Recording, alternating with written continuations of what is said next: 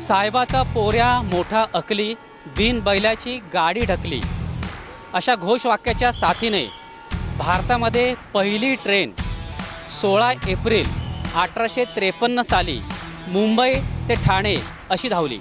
या ऐतिहासिक घटनेला आज 171 वर्ष पूर्ण झाली आहेत.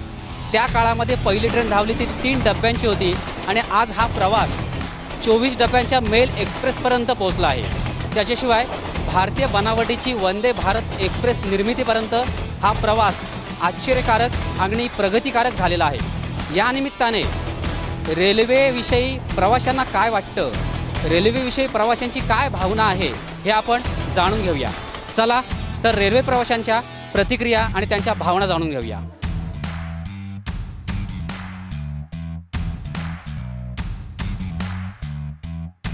जो जितने भी लोग यहाँ पे ट्रैवल करते हैं उसके लिए एक लाइफलाइन जैसा है, बिकॉज यहाँ पे हमारा ज़्यादा से ज़्यादा टाइम हम यहाँ पे बिताते हैं. लाइफलाइन और सिर्फ थोड़ा सा टाइम पे आ जाए और एसी लोकल की फ्रीक्वेंसी बढ़ा दे. TC आले पाहिजेत दररोज, म्हणजे आम्हाला क्राऊड पण कमी होईल थोडा. फ्रीक्वेंसी बढ़ जाए तो ज़्यादा बेटर हो जाएगा. चेक वगैरे झाल्या पाहिजे एसीच्या, कारण त्याच्यामुळे कोणी डबल चढतं, त्यामुळे आम्हाला थोडा गोष्ट होतं आतमध्ये. सो काफ़ी कन्वीनियंट है, इजी वे में लोग ट्रैवल कर पाते हैं. रोड से बेटर है. त्याच्यानंतर ट्रेनच्या एवढी पब्लिकला गर्दी झाली आहे, त्यानुसार ट्रेनलाच नाही तर अजूनच बाकीच्या सुविधा पण मिळाल्या पाहिजे. ट्रेनचा प्रवास हे सुरक्षित असतो. इधर महाराष्ट्र में तो ठीक है, बट टाइम पे चलता है, अच्छा है. थोडेसे डबे लेडीजचे काही डबे फर्स्ट क्लासमध्ये फक्त एकच डबा आहे लेडीजचा, तो वाढवायला पाहिजे. आणि खास करून जर AC ट्रेन सर्वांसाठी केल्या, थोड्याशा रेट त्यांचा जो आहे तो कमी करून केला तर मुंबईसाठी खूप चांगला या उन्हाळ्यामध्ये गारव्याचा आणि सुखाचा अनुभव भेटेल, असं मी एक मुंबईकर नागरिक म्हणून रेल्वेकडनं अपेक्षा करतो. आमच्यासाठी सगळी सोयी चांगली आहे. 171 वर्ष पूर्ण झाली, त्याबद्दल मी भारतीय रेलचे पहिल्यांदा मनापासून अभिनंदन करतो. प्रवासी म्हणून अपेक्षा आहेत की ज्या ठिकाणी आपल्याला जायचं तेवढं जास्तीत जास्त कमी वेळात जावं म्हणून. पॅसेंजरसाठी चांगली नाही का योजना आहे आणि अजून नाही का चांगलं डेव्हलप करावं यांनी, ही अपेक्षा आहे. लेकिन रश बहुत होती है, तो रश में जो है मेरे ख्याल से और ज़्यादा ट्रेनें होनी चाहिए. ट्रेनचं टायमिंग तेवढं व्यवस्थित व्हावं हीच अपेक्षा आहे. कि राइट टाइम है, कोई तकलीफ नहीं, कोई प्रॉब्लम नहीं. नहीं तो पानी की व्यवस्था है, लेटरिन बाथरूम है, और नहीं कुछ सफाई नहीं है. बाकी सब बेस्ट है, सफाई नहीं है. 171 वर्ष झाले, त्याच्याबद्दल खूप अभिनंदन आहे.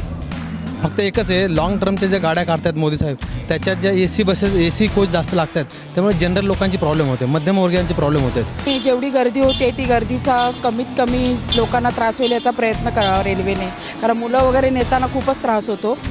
आणि दळणवळणासाठी तर खूपच चांगलं आहे. प्रवासी त्यामध्ये आरामदायी होतो आहे.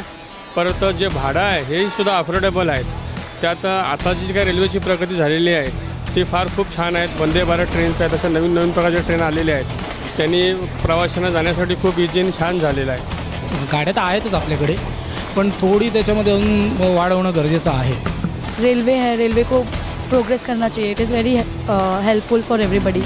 मतलब इंडिया के लिए बहुत ज़्यादा सपोर्ट है.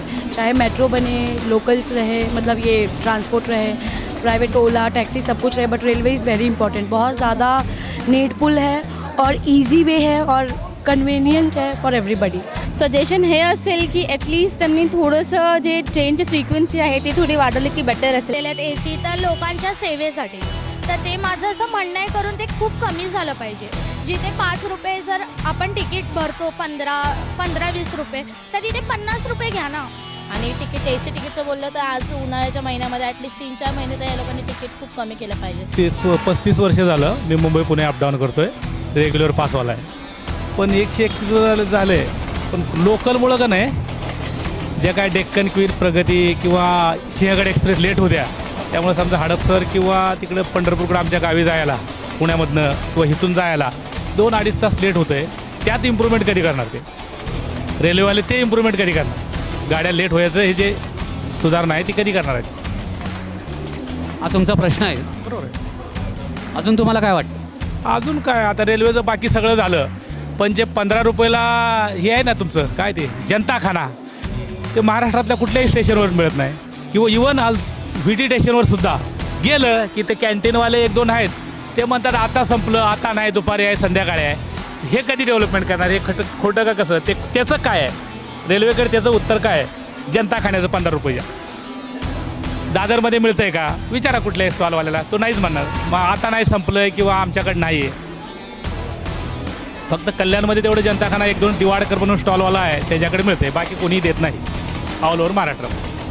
या दादांनी अतिशय महत्त्वाचा प्रश्न मांडलेला आहे की रेल्वे प्लॅटफॉर्मवर जे 15 रुपयामध्ये जनता खाना मिळतो, ही सेवा सुविधा होती रेल्वे प्रशासनाची, ती मात्र बंद झालेली आहे. अगदी CSTमध्ये सुद्धा ही सेवा होती, परंतु त्या कॅन्टीनमध्ये थातूरमातूर उत्तरं दिली जातात आणि ती सेवा विचारण्यासाठी किंवा त्या थाळीचा आस्वाद घेण्यासाठी जे कस्टमर जातात, जे ग्राहक जातात, त्यांना काहीतरी थातूरमातूर उत्तरं दिली जातात. तर या व्हिडिओच्या माध्यमातून या दादांनी हा प्रश्न उपस्थित केलेला आहे, या प्रश्नाकडे त्यांनी लक्ष दिलेलं आहे.